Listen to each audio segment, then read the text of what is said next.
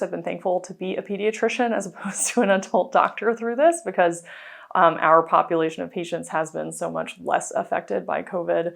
And that sense that we had in the beginning of like, this seems like this isn't affecting kids as seriously as adults, luckily has panned out. That of course kids can still catch COVID and a few do get or have in other countries gotten like very sick. But we have been lucky in Bermuda to have not seen any significant, illnesses, at least to my knowledge. In the mainstream media, certain specific like symptoms of COVID. And I do remember like taking an on-call call about COVID toes and could this be COVID toes in my child? And I was, kind of like, what's COVID toes? Because it was all so new.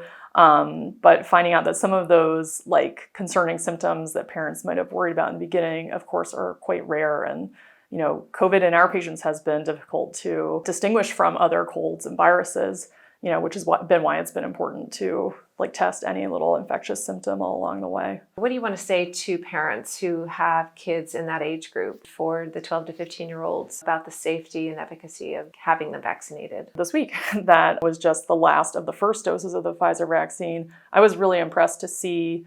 I was at the Hamilton Princess vaccine drive on Tuesday afternoon, and I was really, really impressed to see the number of parents there with their 12 to 15 or older adolescents, but then also just like a general mix of all of Bermuda like showing up. So I was really, really impressed with the turnout. Certainly recommended it for my patients, especially, a patient with any sort of risk factor. And we, as a practice consistently in the two group pediatric practices, we're all very consistent with the recommendation to vaccinate 12 and up. Just to reiterate what you said. So thankfully, Bermuda has been very lucky and it has really not impacted the under 18 population. Right.